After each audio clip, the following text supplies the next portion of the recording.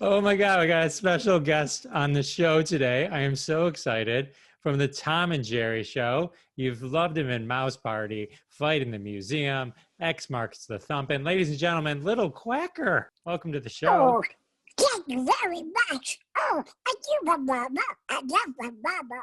Oh, boy. Oh, it's so good to have you. I love you. I've watched every episode. I got to know, what's it like working with Tom and Jerry? Oh, Tom is my pal. Oh, and Jerry is my friend. Thank you. All right, ladies and gentlemen, that's awesome. The real guest, spoiler, is actor, dancer, voice master, Sam Kwasman. Welcome to the show, Sam. How you doing? Hi. Thank you. Thank you very much. Hey, it's great to be here. Hey, try the veal. Hey, try the veal. Tip your waitresses. So you are Little Quacker on the Tom and Jerry show. How'd you get into voices? Yeah. It's exciting. Well, funny you should ask. At 19 years of age, I turned pro as a dancer for Anna White in a show called Disney on Parade way back in the day. And she had just won the Academy Award for choreographing the movie Oliver. She also did Music Man, Bye Bye Birdie. And this was a big thrill to work with the top choreographer of her time. It was a show called Disney on Parade. I became a lead dancer. And lo and behold, they need a duck voice to do Donald Duck live 10 to 14 shows a week. So I wound up doing the voice of Donald Duck for the show. And I did it for the Disney unit, Snow White unit, Three Caballeros unit, all the way for 3 or 4 units up until it closed. Today you see it as Disney on Ice, but it was originally a dance show. And what they skated, we ran. We called ourselves Holiday and Wood. My best partner in the show was a guy called Patrick Swayze. He started in this show as well. Who later went on to get mad when people would put babies in corners. Yeah, he was a great guy and did a great Donald Duck, by the way. Oh, competition. So, yes, I perfected the voice, and of course he could do it in Spanish. I wound up doing What's My Line in radio shows around the country promoting Disney on Parade while I danced in the show. And I did the next unit and the next unit until it folded, and I went over to the studio and I started doing their records and their toys up until they decided to have an official Donald Duck, one guy doing Donald Duck, and they took out Mickey, Donald, and Goofy and brought in 3 new guys. That's pretty much basically what they did. Then many years later, I get a call out of the blue from the executive producer director of Tom and Jerry. He says, "You still do a good duck?" I go, "Yeah, who are you?" He was the animation supervisor at Disney and remembered me after 25 years. And I went in and did Little Quacker, and I got the job. And they auditioned 3,000 people for that little duck, by the way. How about that? 3,000 voice actors. So that's it's like winning the lottery. Hey, you are 1 in 3,000. You can legit walk around going like, "Hey, I'm like 1 in 3,000," which is better than 1 in a million. Better odds with Sam. Better odds with Sam. Well, immediately, I went out, immediately bought a lottery ticket and didn't win. But it was nice to try. You know what I mean? That is so cool. So cool. Yeah. Is there a subtle difference between the voices or? Yes. Donald Duck is a deeper voice, and he's angry, and any little thing will tick him off. He doesn't get mad so much at people. Well, he does get jealous. But it's like he's in situations where he can't open a window, and he has a quick temper. So it's like, Oh, that's a big idea. Oh, yeah. whereas Little Quacker is a higher pitched voice, and he's very innocent, and you have to play the innocence. Oh, no, I know you. I love you so much. See, you see the difference? Yes, I do. I do see the difference. And then, Yeah. but it's hard to tell ducks apart. Let's just be honest. It's tough, yeah. But it's really the acting. It's not so much the voice. I mean, there are people who can do the voice. It's the acting. You have to make them sing, dance, sing, act, happy, sad, angry, jealous, upset, alone. Oh, I'm so sad. Things like that. Give them make them, give them a range, an emotional range. No, absolutely. I totally get it. So do you, you're awesome at it. So Thank you. It's all done from your house? Is that the beauty of voice acting? You don't have to be in the studios? Can you do everything kind of remote? Yeah, you can, but I prefer to go in. the director and the producer and the writers are on monitors. And I walk into a studio here in Burbank, and I prefer to do it at a studio because their equipment is better. They've got an engineer there, that kind of thing, rather than just do it from home where I can visually see them. And at home, I just have a little microphone in a studio. It's just the quality and everything's better if you do it in one of the professional studios in Burbank. So cool. It's probably more fun. Yeah. And it's more fun. Yes. Okay. Yeah. And you go in one at a time. I never see anybody else. None of the other actors. And you go in and you do your thing. You're an actor, you know? Acting. Yes, that's acting. Very cool. Very cool. So you've done Donald Duck on Robot Chicken, which is pretty awesome. So that's Seth Green. Robot Chicken is brilliant in general. And you've done that a few times. Yes. I also was the narrator on the Mad Max episode segment where this whole family is running away in a station wagon from the holidays. And they're afraid of the holidays, that they'll catch up with them because they don't want to believe in the holidays. So it's a Mad Max road trip. That was fun. Did another episode of Robot Chicken where I'm the Roadrunner, and he and the Wile E. Coyote have a thing going, as you know, and it's the Roadrunner and his secret to what he does to the Wile E. Coyote guy. And then I played an exorcist priest, and that was a lot of fun. Yeah, where I'm getting spit up on, a lot. So.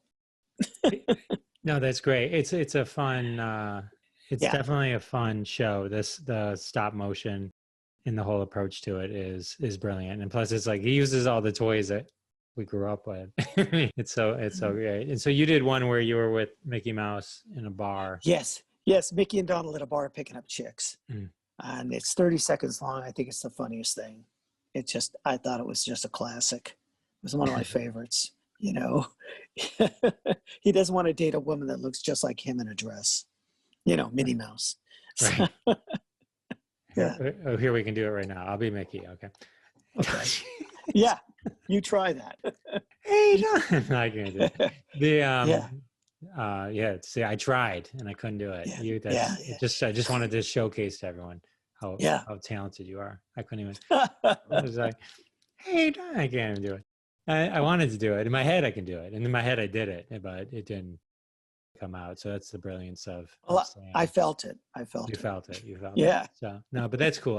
That's a great Robot Chicken installation. Now, is there like any issues with like getting sued or like you being Donald Duck or them even doing Donald Duck and doing all those things? I haven't done Donald. I'm no longer. I never, I just did their records and toys and I did that Disney show. And I haven't been Donald Duck for 30 years. I mean Robot Chicken.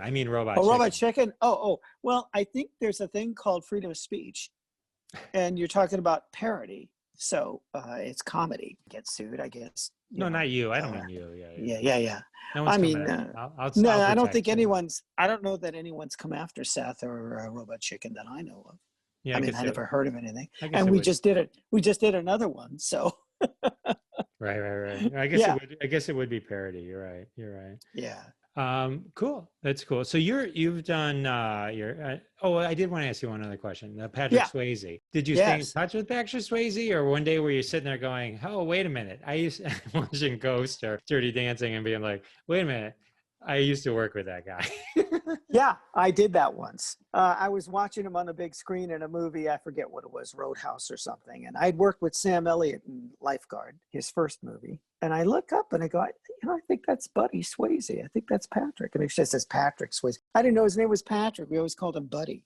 That was his nickname. So, we hung out. But after the show, I really, didn't see him much. He did the show here called Chicago in LA at the Pantages Theater. It's a musical, a Bob Fosse musical. And I went backstage to say hello. And That's then cool. we kind of had a mini reunion. When they get that big and they become big stars like that, it's hard to stay in touch. Oh, I can imagine. Yeah, I can imagine. yeah. But it was probably fun to like look up at the screen and go, wait a minute. And of course, when I first saw him backstage, I go, "Are you still doing good, Duck?" did his duck for me. That's so funny. So you've been in a million TV shows, but you you've worked with Jerry Seinfeld in two ways, right? Yeah. Letters from a Nut. You want to Yes. tell me about that? Yes. It's a stage play, Letters from a Nut, written by the brilliant Barry Martyr, who is Jerry Seinfeld's head writer. And it's based on the books from the 1990s about these crazy letters that he wrote to these corporations. And they answer him because they don't know if they're being tested by the company, if the guy's really a nut. So it's called Letters from a Nut. And he writes letters to like a hotel, a big hotel chain. And he goes, listen, I'm allergic to your ice machine. I need to bring my own ice machine. Would that be okay? Something like that. And they write back, oh, yes, we'll accommodate you, no problem. So he writes back and goes, great, it weighs 2,000 pounds. I'll need a forklift to get it in the room. Stuff like that. In the room. Yeah. They still try to accommodate him. It's anything for a buck, I guess. It's very funny. That is funny. And then you also are on Comedians with Cars, at least a few episodes as a product placement guy. And I watched, and that's a literal description. You were the product placement person. Placement guy. You sat there in the Acura, was it? Yeah. And it's just literally like that's funny. And then Jerry pretends it was annoying or something. That's right. And we did it in one take with 4 cameras. Again, Barry recommended me and Jerry said, get him. He could do everything. So he got me and we went through it with Barry, and Barry gave me some great suggestions. And at the end, we roll up the window on him. I roll up the window, and it was a great tag, I thought. It was funny. And yeah, so as in and out as it was definitely funny. Yeah, that's what Jerry wanted. He wanted funny. That's what he wanted.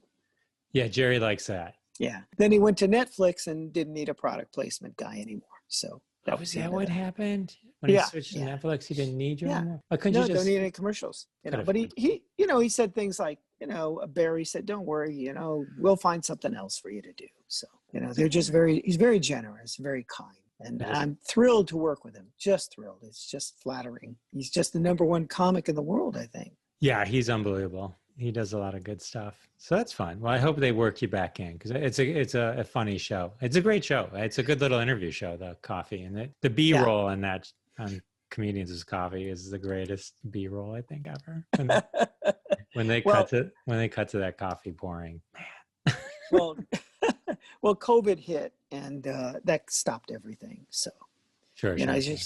Luckily, animation has not really been affected as badly. It did impact us, but animations was the key. Continue working because, we didn't have to, interact with another actor. You just went into a studio and recorded your voice. They could animate from home. So. That's right. In the new pandemic world, everything is animated. Everything's animated now. Everything's animated. It's like it's going to be like the whole world comes to Sam. It's like we just need voices, and you're like. Thank God. Yeah, it's like Sam gargling right there. That was very good. That was me. That was not Sam. Thank you. Thanks for clarifying. Yeah. Footnote. Yeah, there goes my career. Wasn't that bad? No, it's good. Yeah. I could be mini Quacker. Yeah. Yeah, Quacker with a sore throat. Thank you. Yeah. What's wrong, Quacker?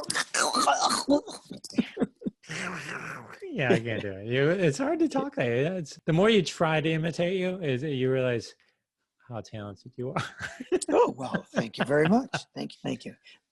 All right, so let's talk about Lou Grant. I'm not going into order of the stuff you were on, but Sure. So Ed Asner. Okay, so Ed Asner.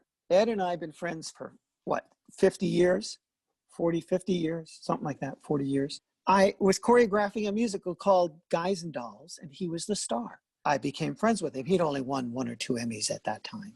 Oh. So we became friends, and I thought he was a great actor, and he was really down to earth and no airs about him, no ego. It was really about the work, which is what I learned. It's about the work.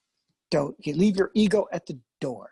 You're there to work, Every time he'd win an Emmy, I'd write him or call him and say, what, like there are no other actors? He got he won 7 Emmys. He's the world's Emmy-winning male actor, television actor. Really? So he's about 90 now. He's 90. I went to his birthday party. Ed, I had just done the Bob Newhart show, and I guest starred on Bob Newhart, and I played a ventriloquist, and it was nominated for an Emmy and all that, the episode. Bob says to this day it's his favorite episode. So I tell Ed, I'm complaining to Ed, I never get to do drama. All I do is comedy. I'm at the Comedy Store doing stand-up comedy. I'm doing sitcoms where I do situation comedy. He goes, well, you want to be a jerk? I'll put you on Lou Grant. So I got to play a jerk on Lou Grant, thanks to Ed. So then I tell Ed, I can't thank him enough for doing this, years later. And he goes, I don't remember. I don't remember. It's funny. So we have a thing called Lunch with Ed. Every 3 or 4 months, we get together and have lunch with Ed with all these actors and directors and writers. Nice. So that's Lou Grant. I played a pharmacist who cut the price, cut the drugs and charged twice the price. There you go. You son of a bitch.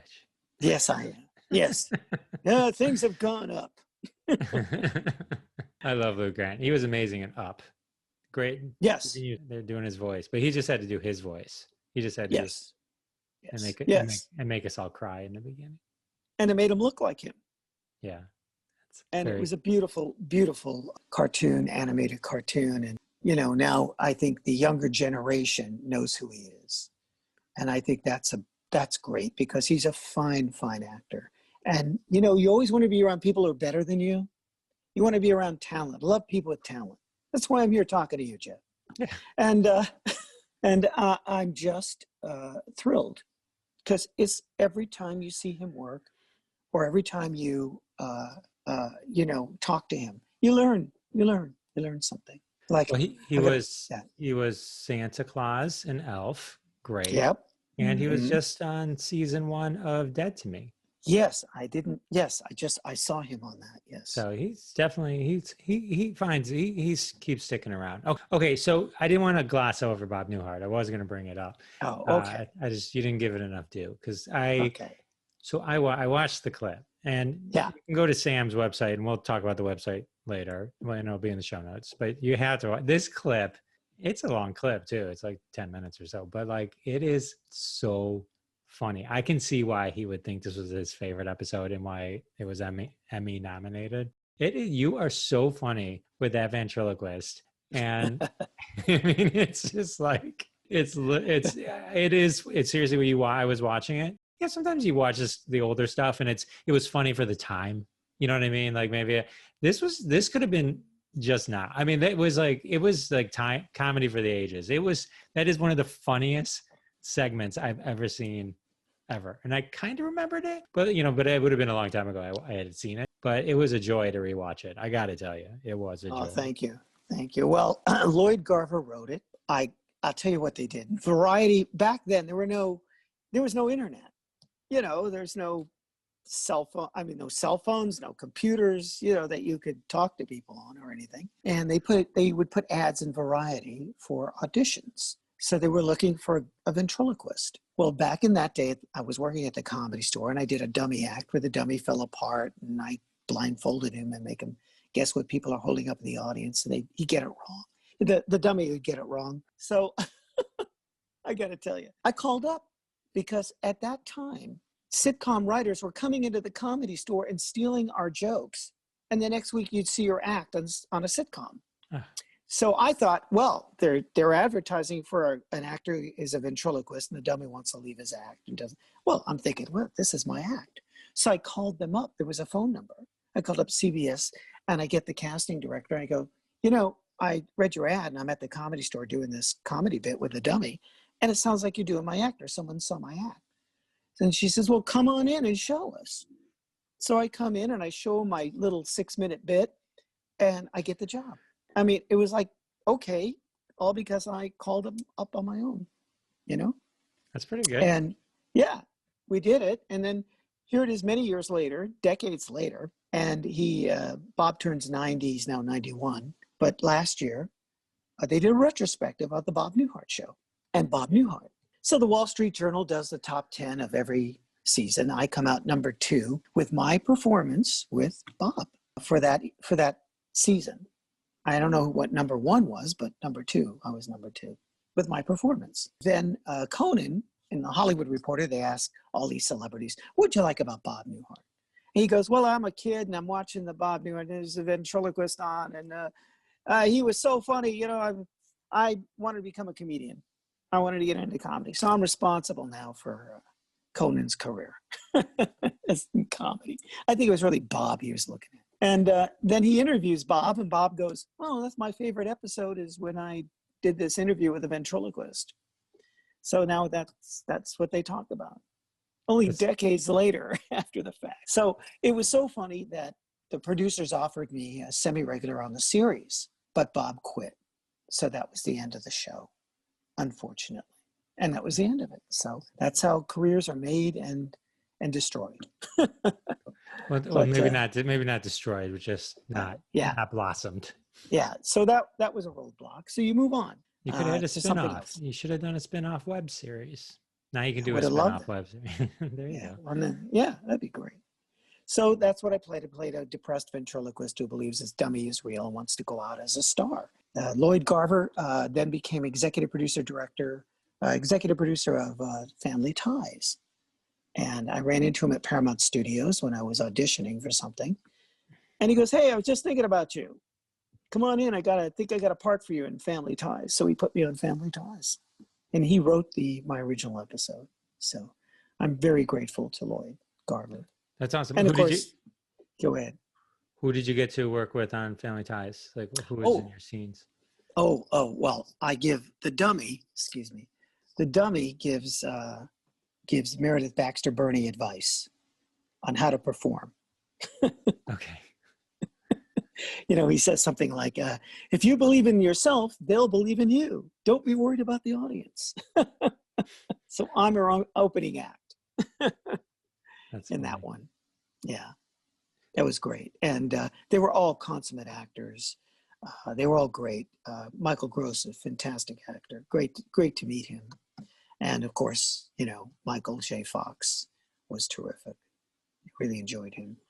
He was very, again, down to earth. No, none of these people they were very, no ego trips. They were there to do the work. And I think those are the best people. That's awesome. That was a great show. That was part of the whole can't miss lineup. It was definitely one of my favorites. Very cool. So you worked with Lucille Ball? Yes. Again, I was a dancer back then. I did Disney on Parade for Anna White, and Anna White was choreographing Mame with Lucille Ball. So I went for the audition, and he had to do, I don't know if you know anything about dance or ballet, but it's double attitude turns. You had to do double attitude turns. She was very, very adamant about that. So I go in for the audition, and there's Lucy at the audition. She's watching them, you know, audition the dancers. And I go, hi, Anna. It's my turn to audition. And she goes, oh, Sam, this is Sam. Lucy, this is Sam. I discovered him as the voice of Donald Duck for this Disney show. Do Donald Duck for Lucy. So I do Donald Duck for Lucy. And Lucy goes, that's very good. That was it. All she said. But she was great. She used to talk to me on the set. So I got the job, and I'm on set, on location up in Santa Clarita at the Warner Ranch. And we're supposed to jump over hedges. That's me jumping over hedges and doing all the heavy work. I'd go over and talk to Lucy. And I'd say, I like the Three Stooges. And she goes, bad props, they almost killed me. And then she told me a story about how they almost killed her. Had this fine powder in front of a fan, and she's powdering her face. And they turned the fan on, and she goes, oh! And the fan, all the powder goes in her mouth and her nose, her eyes, her ears. And she's in the hospital for 3 days. And she was very serious. She said, I almost died. I couldn't breathe. And when I blinked, it was like sandpaper. And I mean, it was, all you had to do was say hello to her. But she was a very serious woman. She wasn't funny off stage, but very serious. But you could talk to her. And that was great. I even talked to Bob Preston, Robert Preston. You had to say, you got to call him Bob. So I'm on the set, and I go over to Bob Preston. And I go, Bob, I thought you were wonderful in The Music Man. And he goes, he always had a little cigarette. He goes, I've done more than that, kid. And I go, oh, God, geez. What did I do? I was just trying to give him a compliment. But, yeah, he had this huge career at MGM Studios as an actor, doing all these movies. That is so cool. That must have been great working with Lucy. She's one of my faves. One of my faves. She was great to work with. We were sitting around waiting to go all back on to work, and she would hand out Hershey bars, chocolate, to get our energy up to do the show. And she's looking at me. She goes, here, take it. And I go, what? Oh, okay. She took me by surprise. So did you She do? was a sweetie. It sounds amazing. It sounds amazing. So talk to me about your stand-up comedy career. I want to hear about that. Oh, well, I went over to the Comedy Store while I was doing everything else, dancing and acting and all that. And I got into the Comedy Store as a regular at the original room. And then I decided, well, this could be really good. I could get some work out of this. And so I started writing jokes about my family and being a high school experiences, because I was very young. And I did my little ventriloquist act, and I did a bunch of cartoon voices. I did a whole bunch of them. And it got me a lot of work. Matter of fact, I could make more money as a stand-up than I could as an actor. So I stuck with it for a long time. I just wish I was funnier or my material was better. That was the hardest part. But I did get to work with Robin Williams. We did medical Shakespeare together. He would get up and say, look, the moon like a testicle hangs low in the sky. And I'd go, 'tis I, young Frederick, man of 1,000 feces, come to talk to you a pox upon your coccyx sucker. Medical Shakespeare. That's awesome. awesome. A lot of fun. Yeah. That's cool. You got to work with Robin Williams and Lucille Ball, Michael J. Fox, and Patrick Swayze. Yeah. You have had quite a career. Thank you. Thank you very much. Thank you very much. Did you ever get to meet Mel Blanc back in the day? Yes. I went to the Mel Blanc School of Voices. He had a voiceover class, a voice teaching you to do voices. So I was doing Donald Duck at the time, records and toys and things. And his son introduced us, and he goes, Donald Duck meet Daffy Duck, Daffy Duck meet Donald. So I did Donald, he did Daffy. And he goes, it's great, you can do somebody else's voice, but I made my career on original voices, so you should concentrate on that. And he was right to do original voices. So he was right and he was wrong, because when he passed, it took 6, 7, 10 guys to replace him at Warner Brothers. And I just did a new Looney Tunes over there with a bunch of actors who, one guy does Daffy, one guy does Porky, and one guy does Elmer Fudd, and one guy, and it was all Mel Blanc did all that. Oh yeah, he was amazing. He was amazing. Yeah, that was quite a loss. Quite a loss. So he gave me great advice. That's very cool. So I was looking at your feed. You're a Gary Larson fan? Yeah. I just started that. I love the Far Side. I have the entire, the binder with they publish all of them together. Oh my God! I used to have that book. I'm sure it's in the garage somewhere. Just a big fan of funny, comedy. I've got friends who are on Dry Bar Comedy now. Bob Zaney, you should check him out. Fantastic. I love Bob Zaney. Great. I worked with Bob Zaney in 2011 at some random city in Michigan. It's a good Dry Bar special. What do you got next? What's coming up? Well, I've been writing on Tom and Jerry, and I just sold another story about some flamingos, a flock of flamingos. And I had sold another one called Quacker's Lucky Penny that we just did. And so I've been writing, and I've been enjoying that. I'm hoping to do another movie. So how can people keep up with you on the socials? Well, I'm on samk3000.com, www. and go to my website. And I'm on Facebook. Give me a ring. I'll put all those in the show notes so that everyone can kind of keep up with Sam. Yeah. And Little Quackers. Say goodbye as Little Quackers. No, goodbye. I still gotta go. Bye-bye. Oh, I'm so sad I have to leave. Thank you, Little Quacker, and thank you, Sam, very much. Thank you very much. Thank you very much. Oh, boy.